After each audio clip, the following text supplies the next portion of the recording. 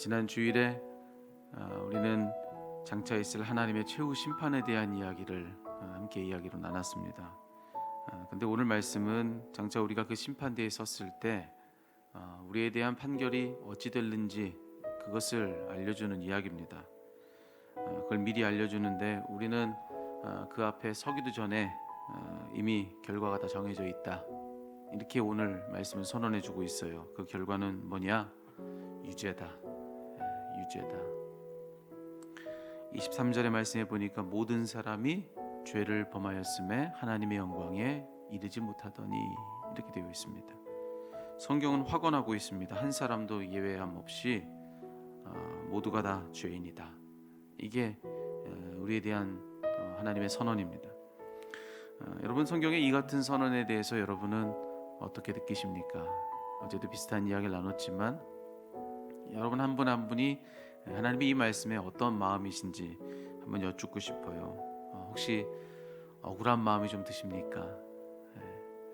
물론 내가 대단히 의롭게 산 것은 아니지만 그래도 아예 보지도 않고 덮어놓고 너 죄인이야 라고 할 만큼은, 그 정도는 그만큼의 죄인은 아닌 것 같은데 하나님이 날 그 심판 앞에 세우시기도 전에 너 유죄야 이렇게 말하시는 건 좀 억울하지 않은가, 이런 생각을 할 법도 합니다. 근데 정말로 그럴까?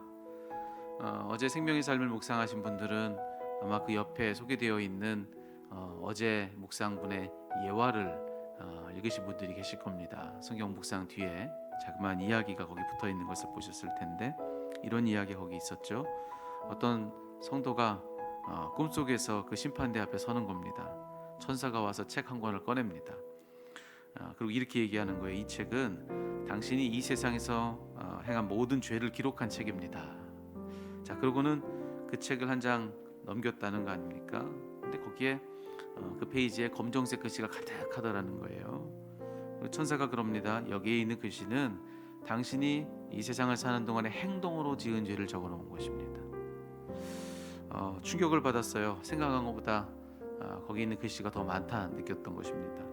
자, 그런데 이 천사가 한 장을 더 넘기자 아까보다 훨씬 더 빼곡히 글씨가 적혀 있는 것이, 검정색 글씨가 적혀 있는 것이 그 사람에게 보였다는 겁니다.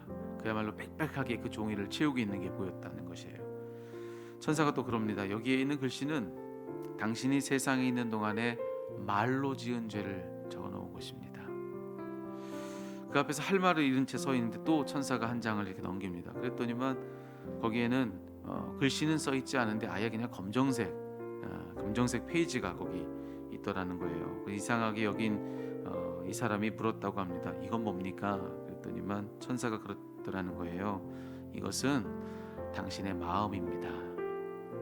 그랬다는 겁니다. 여러분, 심판은 하나님의 기준 앞에 서는 겁니다. 하나님의 기준 앞에. 심판의 그날에 그냥 내 기준으로 그냥 날 보는 거라고 한다면 문제될 것이 뭐가 있겠습니까? 근데 문제는 지금껏 내 기준을 가지고 살던 내가 이제 하나님 기준 앞에 선 것이니 이제 문제가 되는 겁니다. 하나님의 판단의 기준, 그것이 내가 가진 기준과 다르기 때문에 그렇습니다. 하나님의 판단 기준은 그냥 겉으로 드러난 우리의 행실이나 말만 살피는 것이 아니라, 그것만 살펴도 문제인데 그것만 살피는 것이 아니라 성경에 보니까 하나님의 판단 기준은 우리 속에 숨겨져 있는 마음까지를 다 살피신다, 그렇게 말씀하시니 그러니 문제가 되는 것이죠. 그러니 우리 마음까지를 살피신다 하셨을 때 그 앞에서 여전히 우리가 나 억울합니다 라고 그렇게 말할 수 있을까?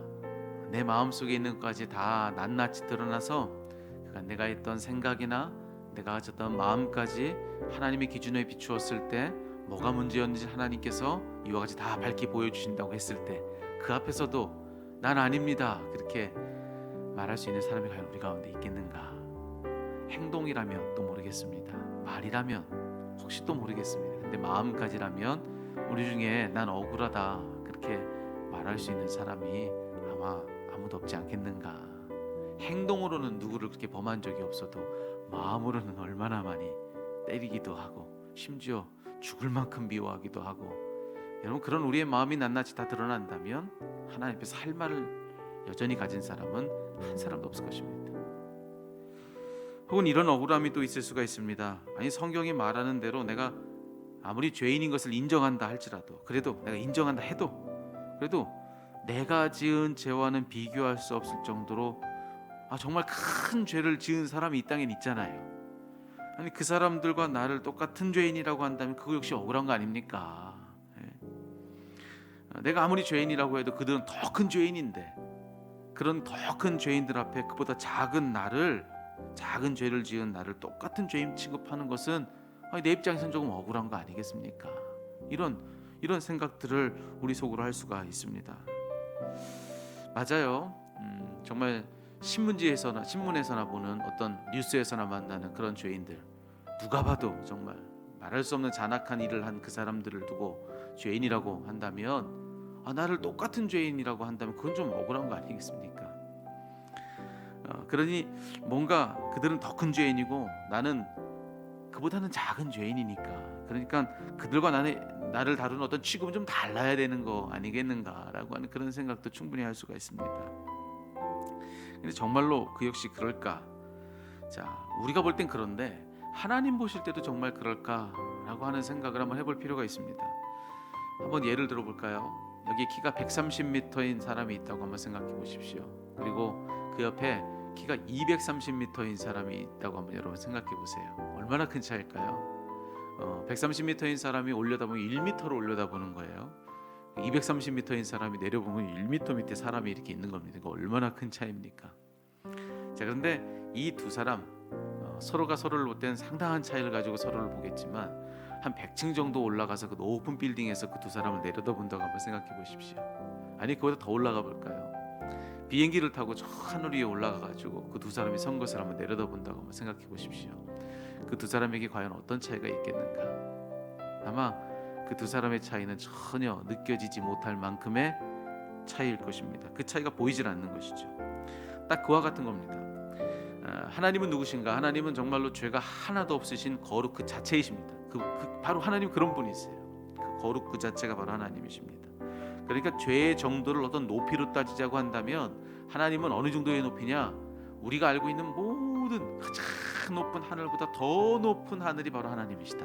이렇게 말씀드려야 맞습니다. 그 정도 높이에서 이 땅에 서로 키재기하듯 나는 이만큼의 죄인, 너는 저만큼의 죄인, 이렇게 얘기하고 있는 우리를 저 하늘에서 하나님이 한번 내려다본다고 한번 여러분 생각해 보세요. 과연 어떤 차이가 있겠는가? 가장 거룩하신 그분이 볼 땐 정말로 우리의 그 차이가 정말 어느 만큼의 차이처럼 느껴질 것인가? 이 땅에서 죄를 짓고 살아가는 우리들에게는 너무나도 큰 차이죠. 그렇지만 정말 죄의 티와 점도 없는 그런 거룩 그 자체이신 하나님 앞에서는 다 그냥 똑같은 죄인일 뿐이다. 여러분, 그렇게 우리는 영적으로도 이야기할 수 있을 것입니다. 그러니 우리는 우리를 두고 서로 더 큰 죄인, 더 작은 죄인 그렇게 나누지만 하나님 보실 땐 도토리 기재기다. 그렇게 말씀을 드릴 수 있을 것입니다. 다 똑같은 죄인일 뿐이라고 하는 것이죠. 할 말 없는 거예요. 하나님, 저가 볼 땐, 내가 볼 때는 저는 저만큼 죄인이 난 요거밖에, 나는 죄라고 할 만큼도 아니고 이만큼의 문제를 가지고 있을 뿐인 것 같은데 하나님 저한테 똑같은 죄인이라고 하시면 너무 억울한 거 아닙니까? 하나님 위치에서 보지 않았기 때문에 그렇습니다. 하나님 앞에서 보실 때, 하나님 계신 그곳에서 보실 때에는 거기서는 모두가 다 똑같은 죄인이다. 그렇게 말씀을 드릴 수가 있습니다. 그러니 오늘 뭐 이래저래 어떻게 생각해봐도 뭐라 해도 그분 앞에서 우리의 결론은 유죄다. 할 말이 없습니다. 아무런 할 말이 없습니다. 아무리 항변을 해봐도 소용이 없어요. 가장 무거운 그분의 심판대 그 판결 앞에서 우리는 마지막 그날 어떠한 논리를 가지고 이야기를 해봐도 아무 소용 없을 것입니다. 그저 할 말을 다 잃을 뿐일 것입니다. 전 그래서 오늘 이 아침에 이런 은혜가 우리에게 좀 임했으면 좋겠습니다. 그날 그때 더 이상 기회가 주어지지 않을 그때의 그 죄를 깨닫는 것이 아니라 지금 내 죄를 깨닫는 은혜. 내가 얼마큼 큰 죄인인가 하나님의 관점으로 나를 바라볼 수 있는 지혜.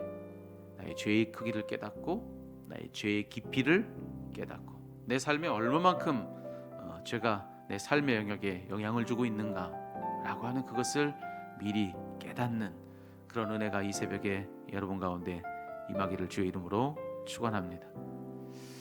아마 마음속 깊은 곳에서 그런 생각이 드시는 분들 계실지 모르겠습니다. 죄를 깨닫는 것이 왜 은혜인가? 죄를 깨닫는 것이 불편하지 그게 왜 은혜인가? 라고 그렇게 여러분 생각하실지 모르겠어요. 아니요, 여러분, 은혜입니다. 죄를 깨닫는 것보다 더 큰 은혜가 없습니다. 왜냐하면 우리가 느끼는 죄의 크기가 곧 예수님의 크기일 것이기 때문에 그렇습니다. 우리가 느끼는 죄의 크기가 곧 은혜의 크기일 것이기 때문에 그렇습니다. 딱 예수님은 그만큼의 크기로 우리들에게 인식될 것입니다. 우리가 우리의 죄의 크기를 느낄 때 우리는 딱 그만큼의 죄가 있을 뿐입니다 라고 그렇게 말하며 그분을 나의 구원자라고 고백했을 땐 그때 그 예수님의 크기는 딱 그만큼의 크기이실 뿐입니다. 딱 그만큼의 죄를 해결해 주실 그럴 뿐인 주님을 우리는 인식하며 살아가는 것이죠. 그렇지만 우리가 생각할 때, 우리가 우리 자신을 자각할 때 우리가 얼마나 큰 죄인인지, 우리가 얼만큼 정말 회생 불가한 그 정도의 죄의 깊이를 가지고 살아가는 사람인지 그것을 자각하는 그 순간, 그럴 때 그가 예수님이 나의 주님이시라고, 그분이 나의 구세주라고 그렇게 고백할 때는 그만큼의 크기의 주님을 우리는 바라보게 되는 것이죠. 그러니 죄의 크기를 자각하고 인식하는 그만큼은 그것은 우리들의 은혜일 수밖에 없는 것입니다. 그래서 여러분, 오늘 다시 한번 오늘 이 아침에 축복하고 싶습니다. 여러분, 오늘 성령께서 여러분들에게 빛을 비춰주셔서 내가 알던 것보다 내가 더 심각한 죄인이라는 것, 내가 아는 것보다 더 정말 말할 수 없는 그만큼의 그런 죄인의 그런 실상을 나는 가지고 살아가는 사람이다 라고 하는 그것을 여러분 정말로 오늘 이 아침 기도할 때 깨닫는 그런 은혜가 여러분 가운데 있기를 바랍니다. 그래서 여러분에게서 예수님의 크기가 더 커지시기를, 은혜의 크기를 더 깊이 있게 느끼며 살아가기를 살아계신 우리 주님의 이름으로 축복합니다.